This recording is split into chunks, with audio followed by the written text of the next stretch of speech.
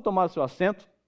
Meus irmãos, hoje eu vou contar para vocês a história de um governador que termina com suas mãos limpas, mas o seu coração permanece sujo. Vocês devem se lembrar que nos 2 últimos sermões nós vimos o esforço de Pôncio Pilatos para se livrar da bomba que caiu em seu colo. Ele é acordado quase que de madrugada para resolver um problema numa festa onde quintuplicava o número de adoradores, onde os judeus e os romanos ficavam com o cabelo em pés, porque havia um risco iminente de qualquer tipo de rebelião. Os romanos estavam assustados e Pilatos é acordado, então, alta da madrugada ali, com uma pessoa sendo acusada. E essa pessoa não era ninguém menos do que Jesus Cristo. Alguém de alta popularidade. Alguém que arrastava multidões. E agora a elite religiosa, conspiracionista do jeito que eram, estavam ali de frente a Pilatos para entregar Jesus, o acusando de algumas coisas. Eles queriam que Pilatos matasse Jesus. Então essa bomba cai no colo de Pilatos e Pilatos está fazendo de tudo, conforme vimos nos outros sermões, ele está fazendo de tudo para se livrar dessa bomba. Porque o dilema de Pilatos, como bem sabemos, é: se eu solto Jesus, terei problema com a elite religiosa. Se eu condeno Jesus, terei problema com os discípulos de Jesus. De qualquer forma, a situação para Pilatos não era fácil. Nós já vimos então que Pilatos, inclusive, tentou, nessa tentativa de libertar Jesus e se livrar desse problema, ele jogou o problema para os judeus. Ele disse: vocês querem resolver isso? Então façam de acordo com a vontade de vocês. Na verdade, Pilatos estava autorizando os judeus a apedrejarem Jesus, mesmo sendo contra a lei de Roma. Nós vimos também que Pilatos, para tentar resolver esse problema, enviou Jesus para Herodes Antipas, que era o governador da Galileia, porque Jesus era galileu. Não adiantou nada. Herodes manda de volta Jesus para Pilatos. Pilatos fica assustado. E a última tentativa que nós vimos no sermão passado foi que Pilatos escolheu um criminoso para colocar do lado de Jesus e ofereceu ao povo que eles escolhessem um para ser solto de acordo com o costume da época. Nada deu certo. Nada funcionou para Pilatos. Por isso, no sermão passado, nós vimos que os planos imperfeitos de Pilatos eram, na verdade, o plano perfeito de Deus. E hoje nós vamos perceber que Pilatos ainda não desistiu. Ele vai continuar tentando vencer esse braço de ferro com a elite religiosa. Ele vai continuar fazendo de tudo para soltar Jesus, porém sem êxito nenhum. E como veremos no final dessa história, ele vai ceder à pressão e vai condenar Jesus à crucificação. O texto que está diante de nós começa nos informando que Pilatos mandou açoitar Jesus. Veja os versículos 1 a 3 desse presente capítulo.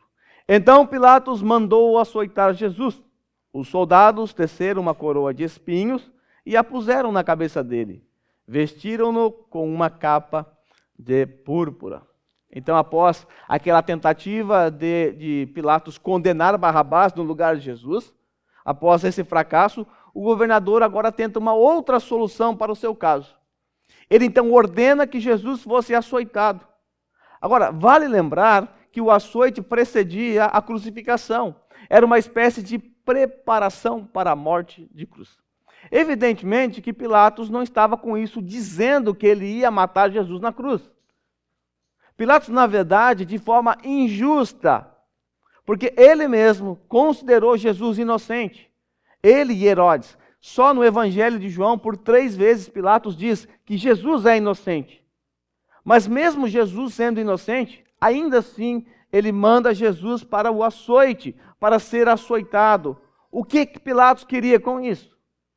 Pilatos imaginou que ao açoitar Jesus, ao quase arrebentar com a vida de Jesus e apresentar aos judeus, ao povo sobretudo, Pilatos imaginou que eles escolheriam então deixar Jesus livre, afinal, ele sofreu muito com esse açoite. Mas não vai dar certo também. Ele mandou açoitar Jesus, então, nessa esperança de que os religiosos se contentassem com o sofrimento de Jesus e desistissem da cruz. Porque eles já estão gritando, nós vimos no sermão passado, já estão gritando por cruz. E nós sabemos que o açoite era uma espécie de tortura, uma forma terrível de torturar alguém. O açoite romano consistia num cabo de madeira curta, o qual eram presos várias tiras de cordas.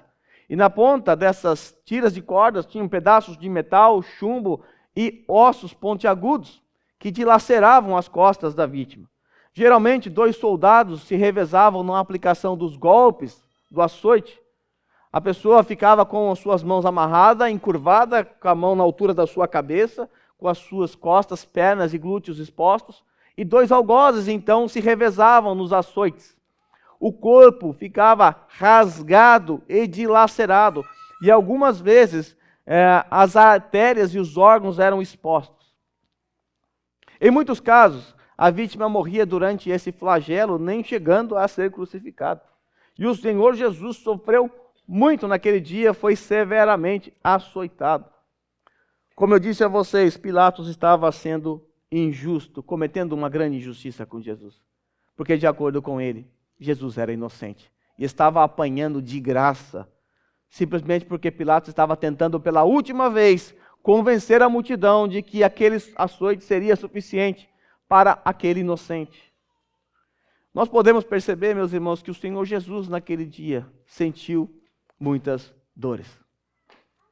O Senhor Jesus sofreu muito, mas nada disso fugiu dos planos eternos de Deus. Inclusive em Isaías 53, do versículo 3 ao 4, é-nos dito, o profeta, 700 anos antes de Jesus, que Jesus seria um homem de dores. Então o que nós estamos vendo nada mais é do que o cumprimento de uma profecia, daquela famosa profecia messiânica, que diz assim: foi desprezado e rejeitado pelos homens, um homem de dores, experimentado no sofrimento. Jesus está sofrendo. Como alguém de quem os homens escondem o rosto, foi desprezado, e nós não o tínhamos em estima. Certamente ele tomou sobre si nossas enfermidades, e sobre si levou nossas doenças. Contudo, nós o consideramos castigados por Deus atingido e afligido. Veja como Deus é soberano, está no controle da história de Jesus. Jesus é descrito 700 anos como um homem de dores. E essa profecia está se cumprindo agora diante dos nossos olhos, através do açoite de Jesus e a seguir através da crucificação. Mas no açoite de Jesus em especial, os soldados romanos, a fim de zombarem de Jesus Cristo, tratando-o como um rei fraco, como um rei desprezível, eles então teceram uma coroa de espinho, colocaram em sua cabeça, colocaram um manto púrpura, cor da realeza. Tudo isso eles fizeram por quê? Porque qual era a acusação? Ou uma das acusações? Não era que ele se dizia rei? Então os soldados romanos, o que eles fizeram? Apresentaram Jesus como um rei fraco, debilitado, desprezível. Vejam aí o texto. Vestiram-no com uma capa de púrpura e chegando-se a ele diziam, vejam como eles zombaram de Jesus: salve, rei dos judeus! Eles se colocaram como soldados diante do seu rei, mas de forma zombeteira, dizendo: salve-nos, reis dos judeus! E o texto nos diz que eles batiam no rosto do nosso Senhor. O fato é que eles quase acabaram com a vida do nosso Senhor, mas a vida do nosso Senhor não podia acabar aqui. Porque na sua história tinha uma cruz. Na sua rota tinha uma cruz. E o Senhor suportou tudo isso, apesar de quase morrer. Então, depois desse terrível flagelo, Pilatos leva Jesus com uma coroa de espinho para fora, lembrando que os judeus não entraram para dentro do pretório por conta de contaminação, como vimos na semana retrasada. Pilatos manda açoitar Jesus, agora Jesus volta para Pilatos todo ensanguentado, arrebentado com uma coroa de espinho. E agora Pilatos ele sai então, levando Jesus, com também uma vara direita em sua mão, uma vara na sua mão direita, e agora vai apresentar Jesus diante daqueles que queriam a sua morte. Lembrando, Pilatos imaginou, nas suas últimas cartadas, que o açoite seria suficiente para apaziguar os ânimos daquela elite religiosa, mas nada satisfazia os desejos malignos daquela elite religiosa. Então, nos versículos 4 e 5, após o açoite, Pilatos leva Jesus até o lugar onde os religiosos estavam. Veja o versículo 4 e 5. Mais uma vez, Pilatos saiu e disse aos judeus: vejam, eu estou trazendo a vocês para que saibam que eu não acho nele motivo algum de acusação. Aqui, mais uma vez, Pilatos está constatando que Jesus é inocente. Ele deixa muito claro: eu estou trazendo ele a vocês, desse jeito aqui, todo arrebentado, mas eu quero que vocês saibam que esse homem é inocente. Eu não achei nada nele para acusá-lo. Ele é inocente. Vocês estão desejando a morte dele. Agora, é claro que se Pilatos fosse um governador forte, um governador justo, ele agiria com justiça, ele soltaria Jesus Cristo. Afinal, ele é inocente. Mas temendo os religiosos, o temor dos religiosos tomou conta de Pilatos. E os religiosos encurralaram Pilatos, de forma que ele agora se vê mais uma vez sem saída. Você deve se lembrar que nos últimos 2 sermões, os religiosos estão nesse braço de ferro contra Pilatos, e todos os planos de Pilatos soltar Jesus são fracassados, porque a elite religiosa sempre tem uma carta na manga e vence Pilatos. Então Pilatos apresenta Jesus, portando de forma zombeteira uma coroa de espinho, uma capa púrpura. E o texto diz que quando Jesus veio para fora, usando a coroa de espinho e a capa púrpura, disse-lhe Pilatos: eis o homem. O que significa esse eis o homem? Esse eis o homem tem a intenção de mostrar que esse homem sofreu muito.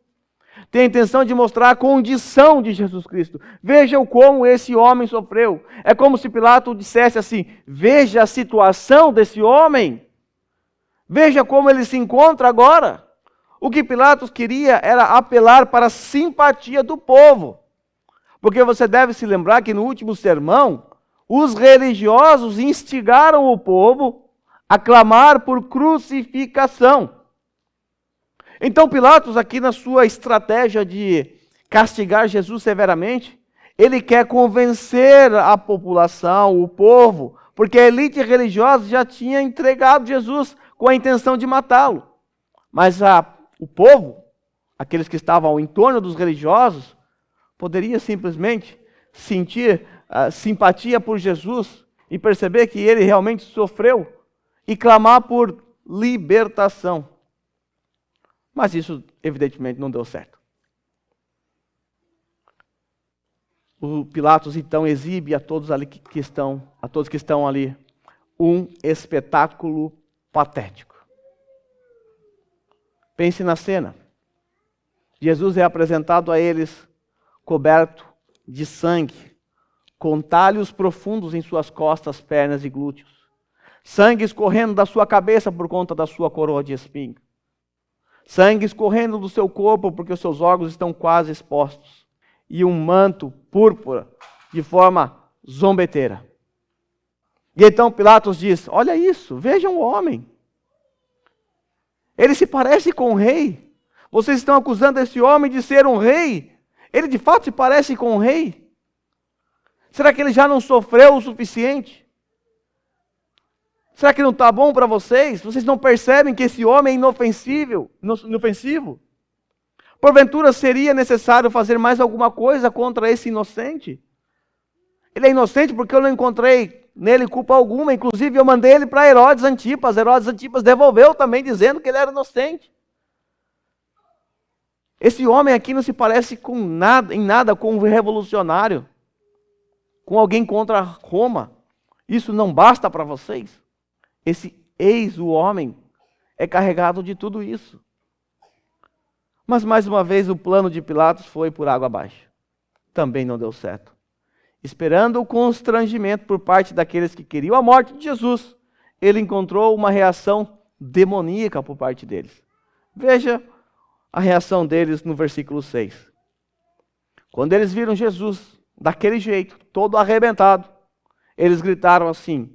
Ao vê-lo, o chefe dos sacerdotes e os guardas gritaram. Eles berraram: crucifica-o! Crucifica-o! Mas Pilatos respondeu: Veja a resposta de Pilatos. Pilatos não quer se envolver com isso, porque ele não quer ter problema com Roma. Levem-no vocês e o crucifiquem-no. Quanto a mim, não encontro base para acusá-lo. Mais uma vez, Pilatos deixa claro que Jesus é inocente. E diz a eles, levem-no vocês e o crucifiquem. Eu não quero me envolver com isso. E aqui os religiosos, mesmo vendo Jesus desconfigurado de tanto apanhar, não se deram por satisfeitos. Não está bom. Nós queremos que ele seja crucificado. Exigimos que Pilatos o crucifique. Eu concordo aqui com William Hendricks, que afirma que, por intermédio do ímpio Pilatos, Deus estava declarando a perfeita inocência do seu filho. Porque Pilatos, no Evangelho de João, por 3 vezes afirma que Jesus é inocente. Herodes Antipas também afirma que Jesus é inocente. Mas os religiosos, percebendo que Pilatos continua tentando soltar Jesus, que é o que ele está fazendo desde que Jesus foi apresentado a ele, eles então sacam uma outra carta da manga. Eles vão apelar agora não para a lei de Roma, porque no sermão passado os religiosos apelaram para a lei romana. Agora eles vão apelar para a sua lei, a lei judaica. Veja a malignidade desses homens. Percebendo que Pilatos queria soltar Jesus, então os judeus insistiram. Temos uma lei, e de acordo com essa lei, ele deve morrer, porque se declarou Filho de Deus. Ele tem que morrer. Os judeus perceberam que estava claro que Pilatos estava de todas as formas tentando livrar Jesus das acusações que eles apresentaram. Então os judeus, nesse momento, resolveram apelar para a lei de Moisés. Mas do que eles estão acusando Jesus? Qual é a acusação que recai sobre o nosso Senhor? Em que parte da lei o Senhor supostamente violou? O Senhor foi acusado por eles e condenado pelo Sinédrio por blasfêmia. Eles estão usando aqui Levíticos capítulo 24, versículo 16 como base, que diz assim: aquele que blasfemar o nome do Senhor será morto. Toda a congregação o apedrejará, tanto estrangeiro como natural. Blasfemando o nome do Senhor será morto. Com base em Levíticos 24, 16, eles estão acusando Jesus de blasfêmia e exigindo que ele seja morto.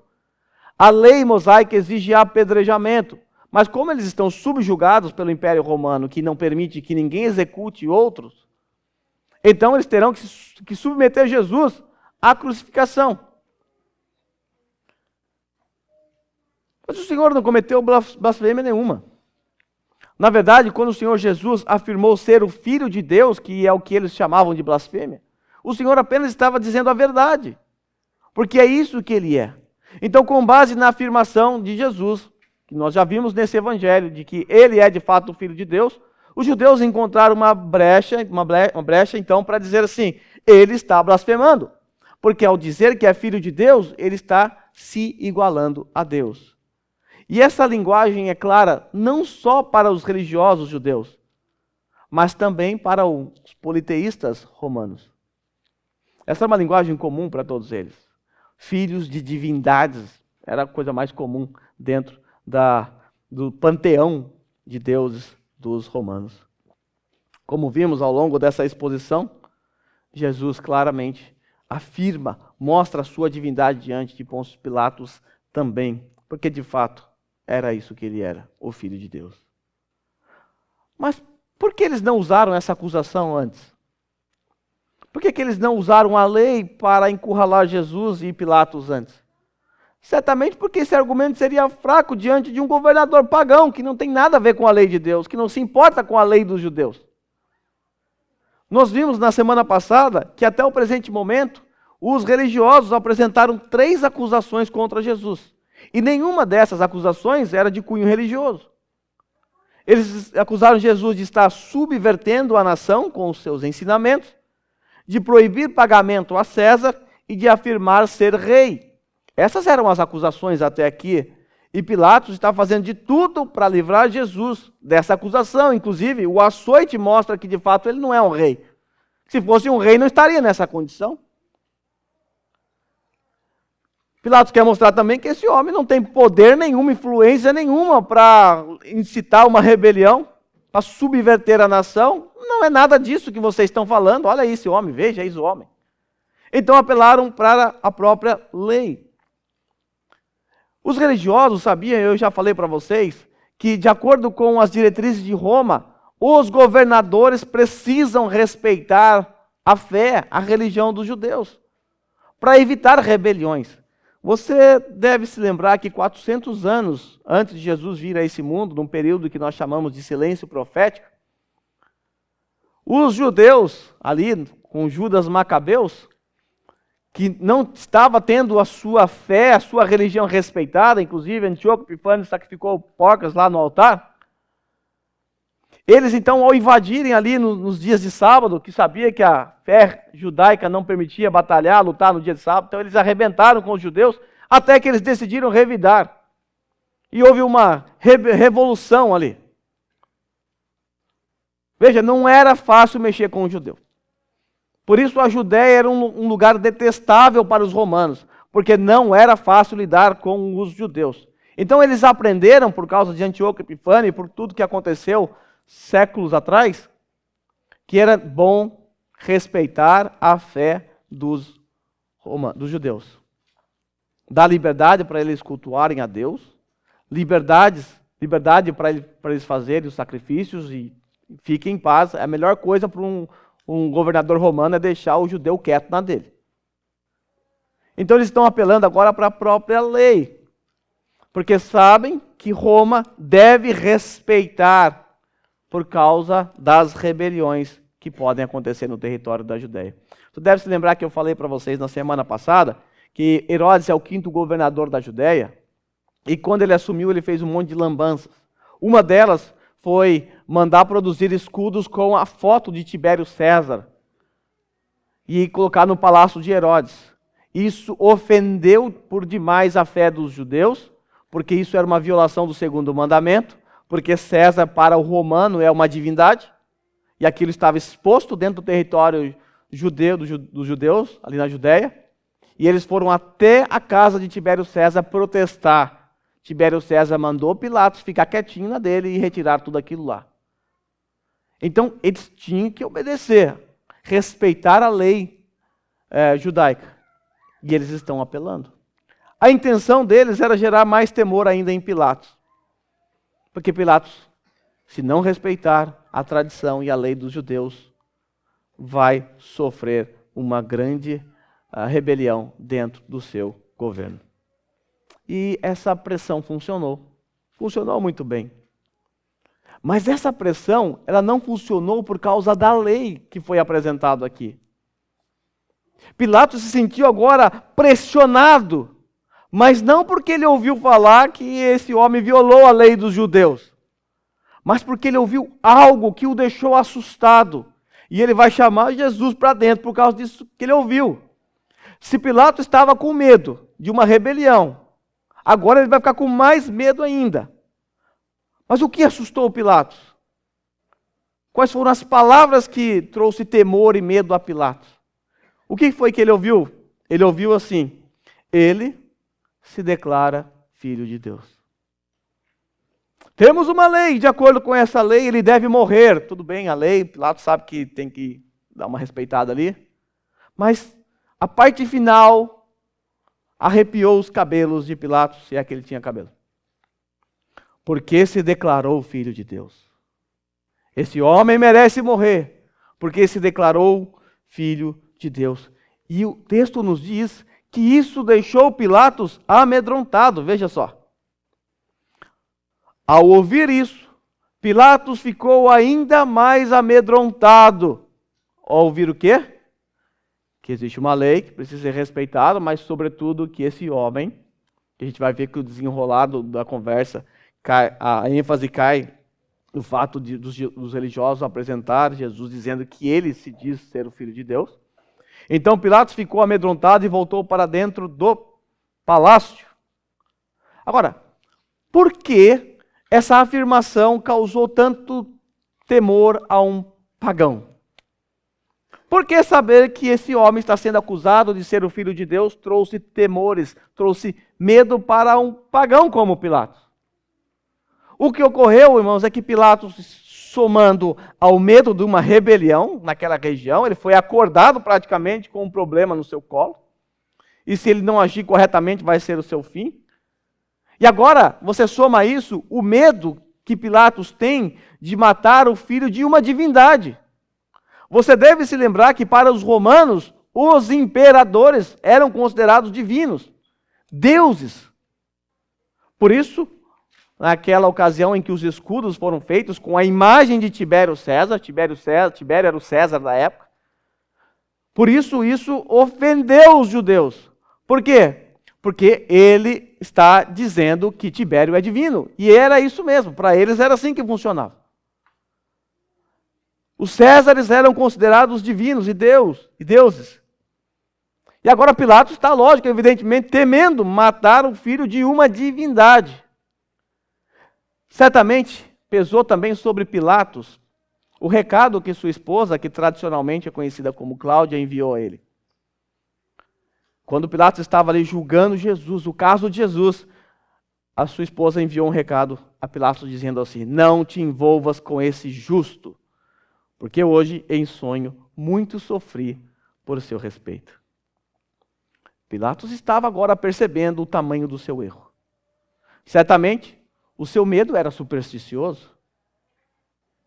Ele estava aterrorizado com a ideia de que seria responsável pela morte de uma divindade. Já pesava sobre ele ter mandado açoitar Jesus. Se Jesus é de fato uma divindade, ou um dos deuses, ou mais um deus, como cria o Pilatos aqui, ele já vai ter um problema muito grande. Mandou açoitar uma divindade. Então o texto diz que ele, com medo do que ouviu, voltou para dentro do pretório e perguntou assim a Jesus. Veja a pergunta de Pilatos: de onde você vem? Evidentemente que Pilatos não quer saber de que região ele é. Por quê? Porque no sermão passado, quando os judeus disseram assim, ele está com o seu ensinamento perturbando a região da Judéia, começou em Galileia. Aí Pilatos, opa, Galileia? Esse homem, de onde ele é?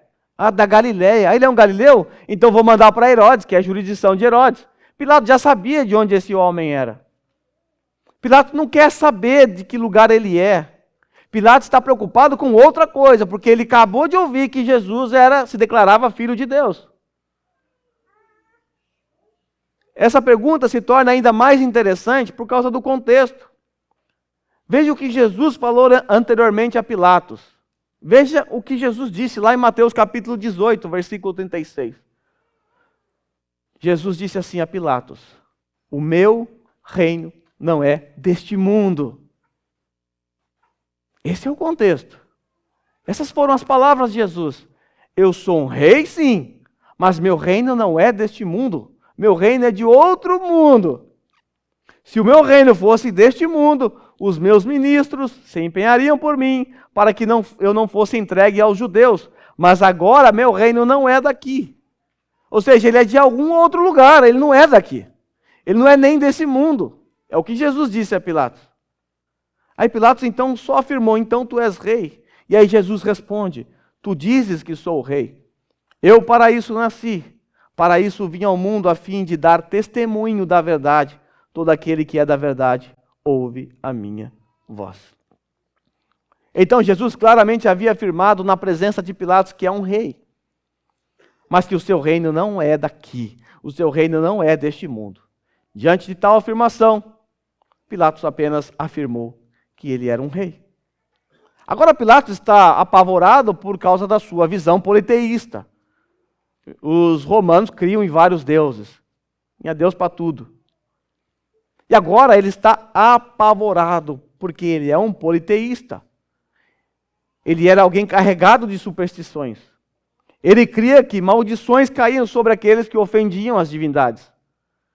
E agora ele mandou açoitar uma divindade, está prestes a matá-lo numa cruz, condenando-o à morte.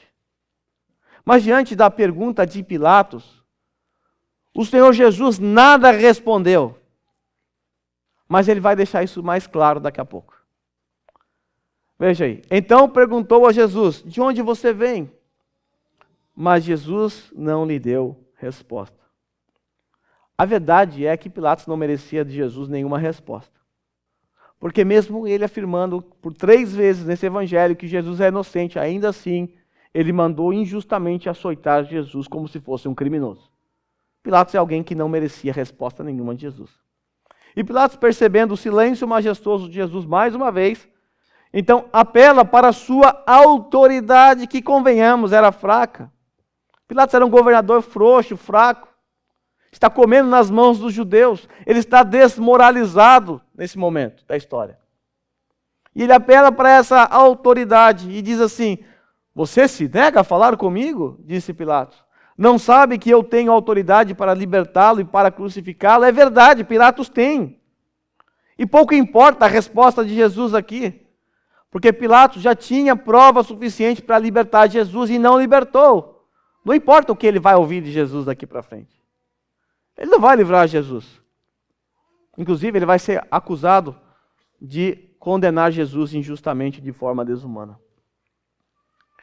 Após Pilatos perguntar para Jesus se ele não sabe que o governador tem autoridade para, no seu caso, libertá-lo ou não, então o Senhor Jesus responde: não terias nenhuma autoridade sobre mim se esta não te fosse dada de cima. Isso é importante. Lembra a pergunta de Pilatos? De onde vens? E aqui nós encontramos a resposta. Jesus está dando um lampejo de onde é o seu reino. Você, Pilatos, só está me julgando e condenando. Você só está responsável pelo meu caso. Você só está exercendo essa autoridade sobre mim. Não é por sua causa ou por você mesmo.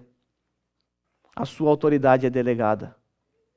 A autoridade que você tem sobre mim só é permitido porque veio de cima, que é de onde ele veio. E aí Jesus diz assim a Pilatos, que piorou ainda mais a situação de Pilatos: por isso, aquele que me entregou a ti é culpado de um pecado maior. Algumas verdades podem ser extraídas dessa resposta de Jesus. Primeiro, a autoridade de Pilatos é uma autoridade delegada. Ele recebeu autorização para governar ou para legislar no caso de Jesus. Segundo, nós encontramos aqui a resposta à pergunta: de onde você vem? Porque Pilatos, quando afirmou que Pilatos tinha autoridade, que ele recebeu de cima essa autoridade, ele está com isso afirmando também a sua divindade, mostrando que o seu reino é o reino de cima. Expressão comum também no sistema de crença de Pilatos. Em terceiro lugar, Jesus mostra que é ele quem está no controle, não Pilatos. É Jesus que está no controle da história e que tudo que vai acontecer com ele é porque existe uma permissão divina. Existe um controle soberano sobre a vida de Jesus. E aí Pilatos não sabia disso, mas nós nos lembramos do que Jesus disse lá em João 10, 18. Lembra? Ninguém, falando sobre a sua vida, ninguém a tira de mim. Pelo contrário, eu espontaneamente a dou. Tenho autoridade para entregá-la e também para reavê-la. Este mandato eu recebi do meu Pai. Quem é que tem autoridade aqui? Será que é Pilatos que tem autoridade para soltar ou crucificar Jesus? Não. Quem tem autoridade é Jesus. Eu tenho autoridade para a entregar e também para reavê-la. É o Senhor Jesus que está se entregando a Pilatos. Não é Pilatos que está resolvendo, ou não foram os judeus que entregaram Jesus para Pilatos resolver esse problema. Em quarto lugar, as palavras de Jesus prova que o Senhor Jesus é inocente das acusações feitas pelos os judeus. Eles acusaram Jesus de insurreição, de não respeitar Roma, de não se submeter a Roma pagando os impostos. Ele foi acusado de subverter a nação que estava debaixo do domínio de Roma. Então ele está provando que ele é inocente. Porque Jesus aqui nesse texto está dizendo que reconhece a autoridade de Pilatos. Jesus disse, você tem autoridade sim, mas é uma autoridade delegada, é uma autoridade de cima. Veja, ele reconhece que Pilatos tem uma autoridade, ainda que seja um homem fraco. Em quinto lugar, Jesus não inocentou Pilatos do seu terrível pecado de condenar o Filho de Deus à morte. Apesar de todas as tentativas de Pilatos, a sua boa vontade consigo mesmo, porque ele não estava nem um pouco preocupado com Jesus, ele não queria rebelião. Apesar de no final ele lavar as suas mãos, ainda assim Jesus disse que ele é culpado. Veja o que Jesus disse: aquele que me entregou a ti é culpado de um pecado maior do que o dele. Em sexto lugar, Caifás e o Sinédrio são culpados de um pecado maior do que o de Pilatos. Por quê? Porque esses homens conheciam a lei, usaram a lei, violaram a lei, a fim de condenar o Filho Santo de Deus. Evidentemente, pecado muito maior do que o de Pilatos. Então, com todas essas informações, Pilatos, que já está tentando soltar Jesus faz tempo, agora ele quer soltar Jesus ainda mais. Mas os carniças dos religiosos vão fazer de tudo para que Jesus seja condenado. Após a sua intenção, então, de soltar Jesus, Pilatos começa a se ver sem saída. Os judeus deram a sua última cartada, deram quase um cheque-mate ali em Pilatos, está quase caindo o rei, e agora eles vão apelar para César. Veja o versículo 12. Daí em diante, Pilatos procurou soltar Jesus. Aqui é mais intenso, essa ideia de soltar Jesus. Nós já vimos que ele está tentando soltar Jesus faz tempo. Mas os judeus gritavam quando perceberam que Pilatos estava tentando soltar Jesus mais uma vez. Se deixares esse homem livre, não és amigo de César. Quem se diz rei, opõe-se a César. Essa foi a cartada final da elite religiosa. Porque agora Pilatos calculou os custos de libertar Jesus. E chegou à conclusão de que ele estava prestes a perder o seu prestígio, a sua posição, as suas propriedades, a sua liberdade e até mesmo a sua vida, caso libertasse Jesus. Porque ele seria acusado de ser inimigo de César, inimigo de Roma. Uma coisa é verdade. A maneira como os judeus desfecharam esse último golpe realmente desmontou Pilatos por completo. Eles simplesmente disseram, nós vamos apelar para César. E se você soltar esse homem, você não é amigo dele. Você não é amigo de Tibério César. Essas palavras foram ameaçadoras e Pilatos entendeu muito bem o recado. Ele entendeu as implicações dessas palavras e elas expressavam muito mais do que realmente nós lemos aqui. Ela quis dizer, essas palavras, você será então considerado inimigo do muito desconfiado imperador Tibério. E é claro que nós vamos fazer uma queixa formal contra você, como fizemos quando você fez aquela homenagem com os escudos. Novamente nós vamos dizer ao imperador que você fecha os olhos à alta traição contra o governo de Tibério. Vamos dizer que você soltou um homem culpado de sedição, um homem que até mesmo você permitiu que ele afirmasse ser rei. Nós vamos acusar você de estar sendo complacente com os rebeldes. Então, o que será de você, ô seu Pilatos? Era uma ameaça.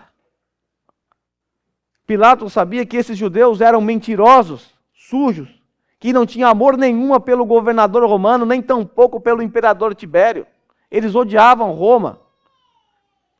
Pilatos tinha certeza absoluta que no fundo do coração daqueles judeus, eles mesmos eram desleais ao máximo ao império. Eles, na verdade, eram hipócritas, desprezíveis, mas sagazmente usaram tudo isso para encurralar Pilatos. E deu certo. Agora, olha a situação de Pilatos. Você já parou para pensar que na prática agora o governador terá que escolher entre duas divindades? Que situação é essa? Por um lado, ele terá que escolher entre Tibério, o César, uma falsa divindade. Do outro lado, terá que escolher ou Jesus ou Tibério. Jesus, o Deus vivo, verdadeiro. Na prática, ele vai ter que escolher entre duas divindades. O Tibério César ou Jesus. Claro, irmãos, ele não conhecia o poder da divindade de Jesus.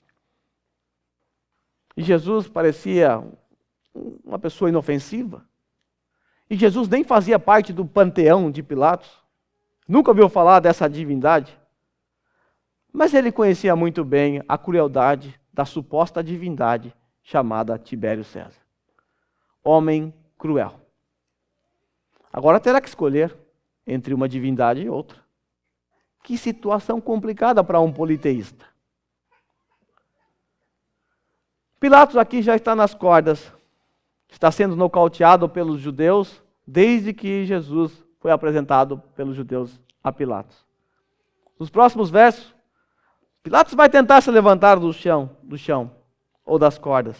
Ele vai ainda tentar dar um último suspiro para libertar Jesus. Mas enfim será nocauteado pela elite religiosa que vai insistir numa morte horrenda para nosso Senhor. Então, a seguir, Pilatos encerra a sua audiência com Jesus e os religiosos e vai para o lado de fora, onde estavam os religiosos, e assume a sua cadeira de juiz, porque agora ele precisa oficialmente dar uma sentença final sobre o caso do nosso Senhor. Inocente ou culpado? O que será que ele vai responder? Veja os versículos 13 a 15. Ao ouvir isso, Pilatos trouxe Jesus para fora e sentou-se na cadeira de juiz, num lugar conhecido como pavimento de pedra, que em aramaico é Gábata. Era dia da preparação na semana da Páscoa, por volta do meio-dia. Eis o rei de vocês, disse Pilatos aos judeus. Mas eles gritaram, mata, mata, crucifica-o.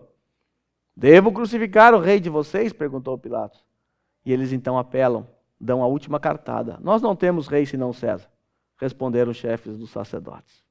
Então, após ser ameaçado de não ser amigo de César e encurralado pelos judeus, Pilatos então leva Jesus para fora, toma o seu lugar de juiz, se assenta na sua cadeira para dar a sua sentença final com relação a Jesus.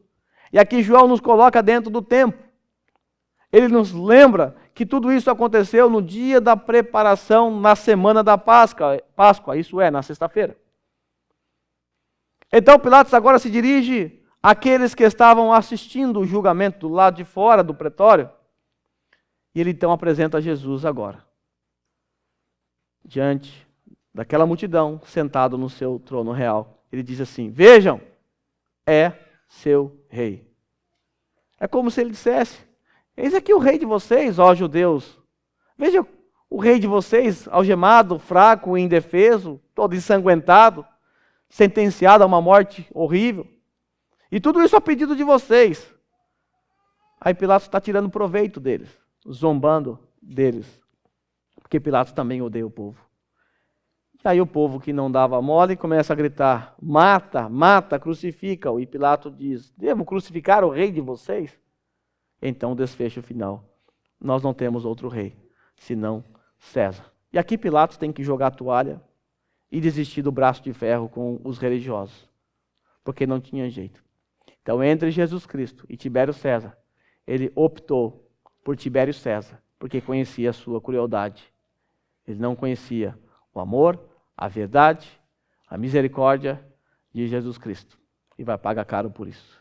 Então, vendo que não havia mais nada a fazer, percebendo que o tumulto estava aumentando, Mateus registra isso, ele manda então trazer água e lava suas mãos perante o povo e se diz inocente do sangue do justo Jesus e o entrega para ser crucificado, conforme o último versículo desse sermão. Finalmente, Pilatos o entregou a eles para ser crucificado. Para lembrar que quem crucificava eram os romanos, a ideia de entregou a eles é entregou à vontade deles, né? Então, apesar da intenção boa, entre aspas, de absolver Jesus da acusação ou das acusações e livrá-lo da morte, apesar de Pilatos ter lavado suas mãos diante da multidão, como eu disse a vocês, ele não é inocente nessa história. Na verdade, Pilatos é um dos responsáveis pela morte do nosso Senhor, porque ele tinha autoridade para soltar Jesus e não soltou.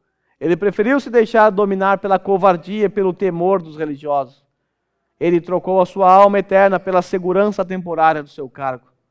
Em Mateus 27, 24, lemos que quando Pilatos percebeu que todos os seus planos de soltar Jesus foram frustrados e que o povo estava prestes a iniciar uma rebelião, ele então lava suas mãos numa tentativa fracassada de se livrar da culpa de entregar Jesus. O texto diz assim: quando Pilatos percebeu que não estava obtendo nenhum resultado, mas ao contrário estava se iniciando um tumulto, mandou trazer água, lavou as mãos diante da multidão e disse: estou inocente do sangue deste homem, a responsabilidade é de vocês. E assim Pilatos sai então dessa história, com suas mãos limpas, mas a sua consciência suja. Pilatos, assim como a elite religiosa e todos que se deixaram influenciar por eles, são todos eles culpados pelo sangue de Jesus que foi derramado. A depravação desses homens foi tamanha que quando Pilatos disse assim: eu estou inocente do sangue desses homens, a culpa é de vocês. Sabe o que eles responderam? Que o sangue dele caia sobre nós e nossos filhos. O que essas pessoas estavam dizendo é: ok, você não quer assumir a culpa pela morte de Jesus, deixa comigo, deixa conosco. A multidão, todo o povo respondeu que o sangue dele caia sobre nós, sobre os nossos filhos. Apesar deles terem assumido a culpa no lugar de Pilatos, Pilatos não é inocente no caso de Jesus. Ele é culpado pela morte de Jesus. Note as palavras de Pedro, lá no capítulo 4, versículo 27 de Atos. Pedro, lá no capítulo 3, junto com João, eles curam o paralítico ali na porta do templo, Formosa. Aquilo chamou a atenção. O Sinédrio então manda prendê-los à noite, eles passam a noite na cadeia. No dia seguinte, pela manhã, são libertos com uma ordem: não falem nem ensinem no nome de Jesus. Lógico que eles não obedeceram.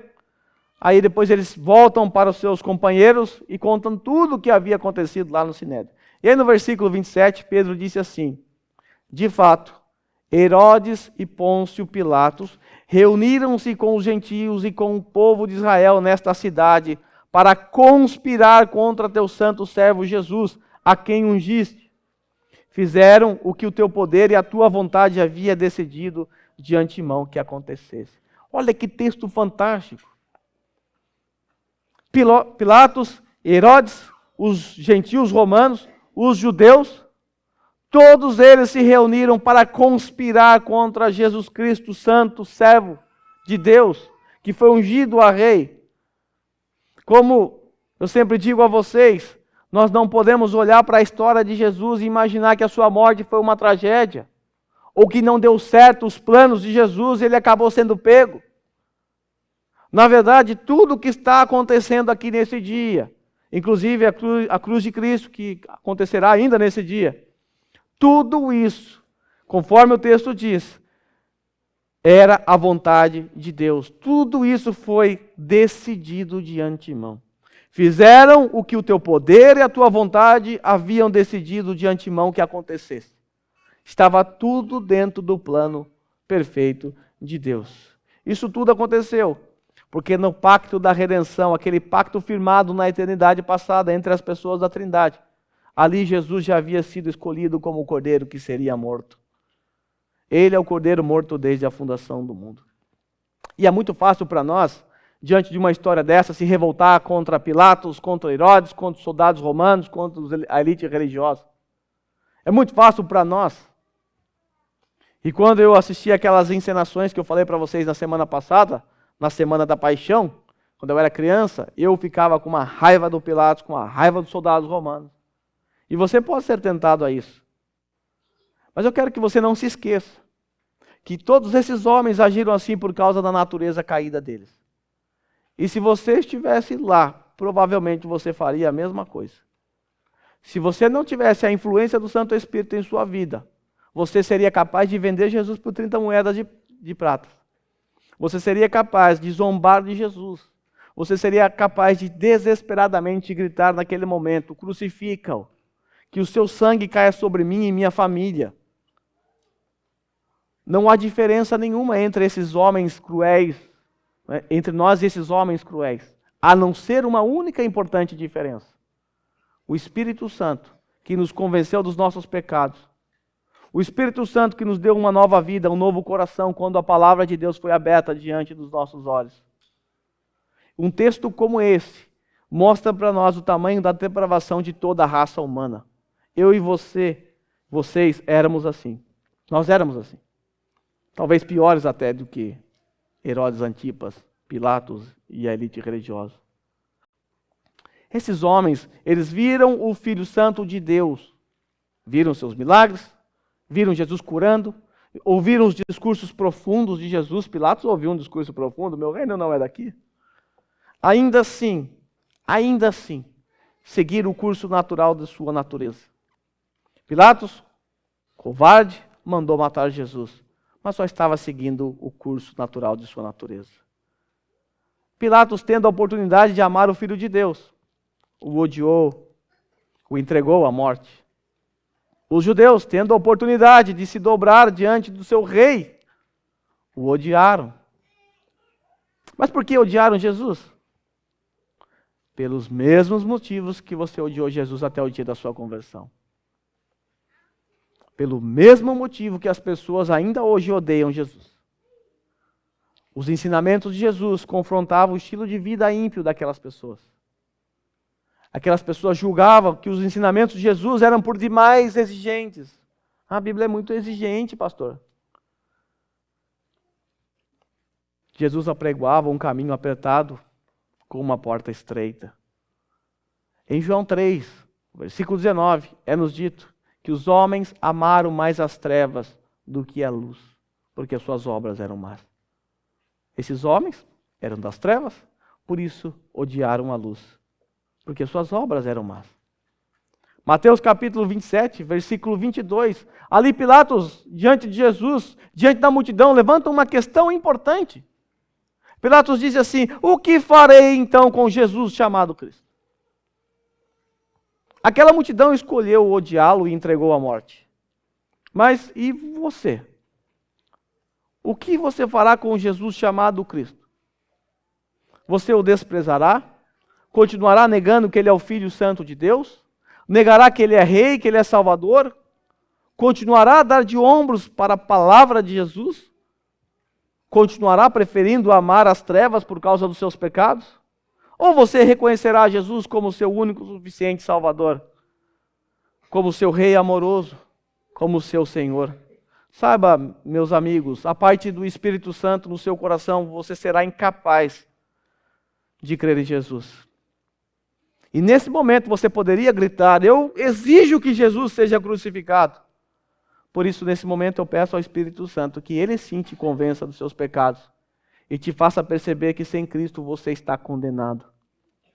Como aprendemos recentemente, naquela cruz, Jesus Cristo recebeu todo o impacto da ira de Deus Pai, que estava vindo na direção daqueles que, assim como você, rejeitam a Jesus.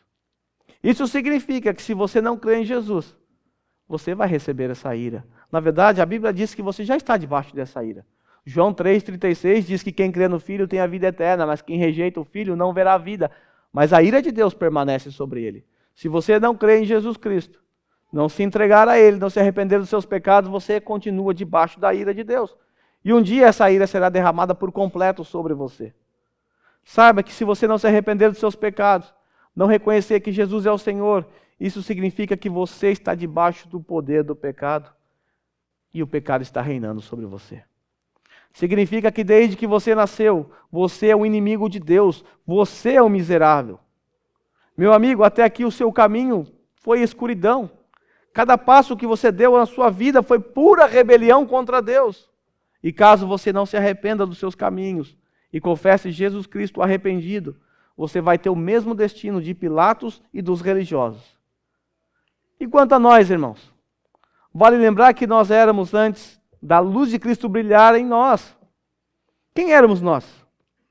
Nós éramos antigamente dominados pelo poder do pecado que reinava em nossas vidas. Vale lembrar que nós nascemos inimigos de Deus, sempre fomos miseráveis. Agora, olhe para a sua vida pregressa. Veja como você tanto amou as trevas. Você precisa se lembrar que nada em você Deus desejou. Você foi salvo não porque Deus viu algo bom em você, não havia nada em você para que Deus desejasse. Nós agíamos assim porque nós éramos trevas. Irmãos, não havia nada em nós para Deus ter prazer. Repito, éramos trevas. Nosso caminho sem Cristo sempre foi escuridão e todos os nossos passos foi rebelião. E agora nós olhamos para a cruz de Cristo e exclamamos: como o Senhor nos amou. Nessas condições, nos era impossível sermos salvos. Mas um dia a graça de Jesus nos alcançou. Sim, irmãos, a graça eterna e soberana nos alcançou. Foi o Senhor que nos chamou, foi o Senhor que nos buscou. Percebe o quanto a graça superabundou? Como tudo isso foi possível? Foi possível porque Deus no Calvário, Cristo o pecado fez. Ali naquela cruz, Ele nos fez justiça em seu Filho Jesus. Naquela cruz, os nossos pecados em Jesus Cristo foi castigado por Deus Pai. Por isso, agora somos livres, porque temos Jesus Cristo. Irmãos, Jesus não precisava passar por tudo aquilo, mas nós precisávamos que Ele passasse. Eu quero nesse momento orar com você, depois nós vamos cantar essa música que veio à sua mente enquanto eu terminava esse sermão. Senhor, nós te agradecemos.